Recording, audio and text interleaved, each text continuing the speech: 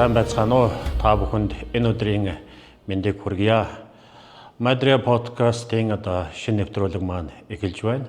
Манай шинэ нэвтрүүлэг маань болохоор хоёрхан шүлэг гэдэг нэртэй подкаст байх юм. За энэ хүү нэвтрүүлгээр бид бүхэнд юуны тухай та бүхэнд танилцуулах вэ гэхээр Монгол сайхан эрдэмтэй тэдгээр лам нарын төв төл дээр бүтээсэн зохиол бүтээлээс болохоор товчхон танилцуулахаар энэ нэвтрүүлгээ бэлдэж байгаамаа. За эхний нэвтрүүлгээр бид бүхэн Жидрийн хам номон хаан Авган хайдав зохиосон төвдөр Агийн ванчигмаа гэдэг монголоор хэлний эрх баялаг гэдэг номын тухай танилцуулъя гэж шийдлээ. За ном маань бол Жидрийн хам ламын сүмбэм дотор ордог. За богино цаасын 8-ын барж гэдэг энэ богино цаасын бараар болохоор ара үргөө бичсэн энэ цөөхөн шүлэг ийм ном байгаа юм. Тэгээд энэ номын гол утга агуулга нь юу вэ гэхээр багш буйны садныг шүтэх ёсны тухай бичсэн гайхалтай сайхан ном. За бодмөрийн зэрэг дээр гардаг багш буйны садны бэлэг чанар гэж юу, шав хүн хэрхэн байх ёстой, багш гэдэг хүн маань ямар хуу хүн байх ёстой.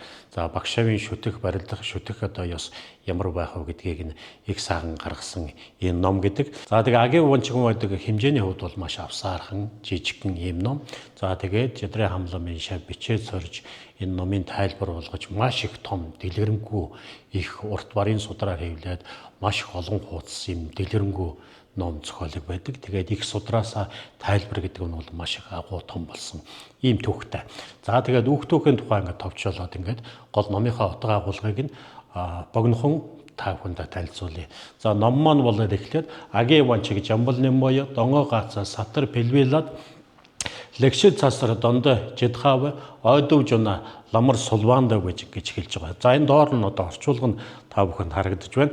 За Манжушри Хэридая хэлний эрх баялагт манлаа судар тарны цэцэрлэгийг хязгаар газар дэлгэрүүлэхээр маш их сайн номлын мянган халуун гэрэлтийг түгээгч маш их шид бүтээл гарахын орон багшид залбирмөө. За тэгээд энэ дотор гарч байгаа гол үгүүдийг нь бас ингээд тайлбарлая. За эхлээд хэлний баялаг гэсэн үг байгаа. Агийн ванчиг гэсэн үг. За энэ маань юу гэж хэлэхээр хэлний эрх баялаг гэхээр хэлний одоо тийм ур чадварыг эзэмшсэн бодгал бүхнийг хэлнэ. За манчар бурхнаас өсвөлээд бодгалдаар хэлэх юм бол тэр одоо зохиол бүтээлийн одоо тийм хүмүүсийг болохоор нийтлэг хэлж болно. За дараагийн жамбал нэмбо. Энд дээр Манжушри Хэридая гэдэг орчуулсан. Үгчлээд орчуулах юм бол зөөлөн цогт зүрхэн гэсэн үг байгаа. Энэ бол юу хэлдэг вэ гэхээр бог зонхын нэр. Бог зонхоо гандангийн оронд одоо мэдлэгтэй жамбал нэмбо буюу зөөлөн цогт зүрхэн гэдэг ийм бодисодва болж ингэж мэндэлсэн гэсэн ийм одоо мохтой байдаг. Тийм домогтой байдаг. За дараагаар нь ингээд энд гарахаар болохоор энэ халуун гэрэл гэсэн үг байгаа. Халуун гэрэл гэдэг бол нарны ёгтноор ингэж болно. Тэгээд мянган халуун гэрэл гэсэн. Тэгээд энэ болохоор одоо зохис аялгууны үүднээс нь тодтогдох чимэг буюу альва тэгэж үлгэрлэх чимгийн үүднээс нь ингэж зохиосон ийм зохиол байгаа. За утга агуулгын хувьд бол за бид бүхний багш бол хэлний эрх баялагтай одоо бүгдээрнгийн тэр номлох, турвах, тэмцхийн болохоор тийм сайхан бодгал. За тэгээд тэдгээр бодгонголохоор бог зонхын дүрээр болсон бог зонхын судар тарны шашныг нь болохоор одоо энэ цэцэрлэг буюу сайхан ой цэцэрлэгээр үлгэрлээд хязгаар газар дэлгэрүүлэхийн тухайд нарны гэрэл тусдагтай адилхан. Нарны гэрлийн одоо тэр мянган халуун нарны гэрлийн сайн номлыг нь болохоор багшийн ноён сайн номлыг нь болохоор нарны гэрэлтэй дүүргээд за тэгээд багшаас эрдэм бүхэн гардаг, шид бүтээл бүхэн гардаг учраас нь болохоор багштаа мөргиё гэсэн одоо эхний мөрийн утга нь болохоор ийм байна. За хоёр дахь мөр уучлаарай хоёр дахь шатна. Шэнэн дөцөл чугал самбашин Чернэг меда эрэгжин дүлбэлад чадби хүржээ мянгал зундуужин арамдаг арангийн зооло солбаандэ гэж. За буйны садан багшийг шүтэх ёс нь усгаталсан гүүр мэд. Буцаж нүдээр үл харагчдыг номготхын тухайд буцалтгүй хичээгч номлох үүрэгтэй үл зүдрэгч бусдаас илүү зовлонг өөртөө өгөгчд залбирмөө гэж. Тэгээд одоо энэ дээр гарч байгаа арандаг арангийн золоо өөрийн зовлонгоо өөртөө өгөгч гэдэг нь болохоор өөртөө зовлонг өгөгч өөртөө одоо ингэж төвг уддаг энэ хүн маань бол хэн бэ гэхээр багш буйны садан. Тэгэхээр энэ ном судардаар гарч байгаа энэ ялангуяа Монгол хүний тэр одоо сайхан эрдэмтэй чадaltaй хүний сэтгүүгээс гарсан ийм сайхан одоо зохиол бүтээлийн одоо ийм сайхан онцгой тийм дүр төрсөл болохоор ерөнхийдөө Монгол хүмүүсийн зохиол бүтээл дээр их сайхан тодорхой гардаг л да. Тэгэхээр багш гэдэг маань болохоор юу вэ гэхээр өөрийнхөө шавьдаа ном зааж тэргээр шавь нь хэрвээ ойлгохгүй жоохон ингээд нэг хичээл зүдрэл бэрхшээлтэй байх юм бол дахин заадаг. Тэгээд нэг юмсандаа өөрөө зовлон өгч өөрөө тэгж бас ингэж лай хураадаг тийм одоо их тийм юутай бодгол маань юу гэхээр багш байгаад байгаа юм. Тийм учраас энэ багшийн дээр онцлог шинжийнхнүүднээс өөрөө зовлон өгч бусдаас илүү зовлон өөрөө өгч багш таньдаа ингэж мөргөё гэсэн утгатай. За энэ дээр гарч байгаа ерөнхий утга нь бол юу бэ гэхээр зарим хүмүүсийн багшийг шүтэх ёсыг болохоор нэг ёсондоо шүүмжилсэн, нэг ёсондоо тийм одоо явдал ёсыг бол үзүүлж болохгүй шүү гэсэн маягтай байдаг. Тэгэхээр зарим хүний одоо багшийг шүтэх ёсны үгээр ус гаталсан гүүртэй адилхан. Тэгэхээр гүүр гэдэг маань бол юу гэхээр гол одоо мөрөнгө гарахад болохоор бид тухайн гол мөрний гарахтаа л болгон зөвхөн хэрэглээд тэгээ гол мөрөн гарсан хойно бол ерөөсөө гүүрний тухай ерөөсөө боддгоо гүүрний ачийг ч ерөөсөө сандгүй.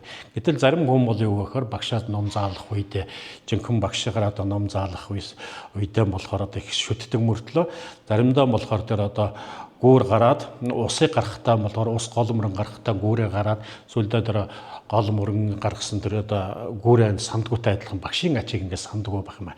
Тэгэхээр ийм ёсоор ингэж байж болохгүй шүү гэдгийг нөрөнхийдөө болохоор шүүмжилсэн маягаар ингэж болж байгаа. Тэгээд буцаад нүдээр үгэл харагчдыг номдохын тухай тэдгээр шавь нарыг нь болохоор одоо номдох улам ном сайхан хичээхийн тухайд чадвыг хүржээ мянгал хизээч одоо ингээд бусдад одоо номлохдоо хизээч үйл ингээд зүдэрдгөө байнга ингээд заадаг. Тэгэхээр тэр багш гэдэг хүн маань болохоор тэр номыг тухайн зүйлийг тухайн сэдвийг болгон маш сайн мэддэг. Тэгсэн мөртлөө одоо жил шинээр орж иж байгаа тэр шавнартаа тэр номыг давтан дахин ингээд заагаал байдаг мөртөө заагаад мэддэг. Тэр үүргээс хизээч зүдэрдгөө хизээч уйсдгүй байдаг гэдэг нь болохоор багшийн 10 бэлэг чанарыг ингээд тэ зундуй буюу хичээл зүтгэл гэдэг багшийн дээр багшд байх 10 төр онцлог шинжийн нэгийг нь болохоор тодорхой ингэж гаргасан ийм сайхан өгүүлэмжтэй ном. Тэгээ нэг ёсондоо болохоор одоо өөртөө ингэж зовлон өөртөө ингэж тэгээд зүдрэлийг болохоор дахин гаргаж байдаг ийм шав. Тэгэхээр болохоор ерөнхийдөө багшийг шүтэх ёс бол тэр ус гаталсан гүртэй адилхан тэр багшийг санаж болдог. Багшийн ачааг бол үргэлж санан дурдж байнга одоо тэр багшийн санаж байх хэрэгтэй, ачийг нь санаж байх хэрэгтэй гэдгийг нэг ёсондоо гаргасан ном байна. Тэгэхээр одоо энэ эхний саяын одоо 8 шад, 8 мөр, 2 шолго, 2 шүлэг номд нь бол одоо яг юу гэж гарч байна гэхээр багш буйны садныг шүтэх ёсны тухай ерөнхийдөө тэр одоо бодмирийн зэрэг тайлддаг багшийг одоо шүтэх ёсны багш гэдэг маань хэн байх вэ? 10 бэлэг чанар төгш багш гэдэг маань хэн байх вэ? Шав хүн багшийг хэрхэн шүтэх ёстой вэ? Шав хүн багш шав хоёрын харьцаа ямар байх вэ гэдгийг гаргасан энэ номноос болохоор эхний одоо 8 шат 2 шолго номыг нь болохоор өнөөдөр ингээд та бүхэндээ ингээд танилцуулъя. Тэгээд дараагийн дугаарт мөн номын үргэлжлэл энэ ном маань авсаархан багахан ном. Гэхдээ эхний одоо 8 шот 2 шүлэг номыг болохоор өнөөдөр та бүхэндээ болохоор ингээд танилцуулъя. Дараагийн дугаарт болохоор номын үргэлжлэлийг болохоор та бүхэндээ танилцуулах болно. Их баярлалаа та бүхэнд.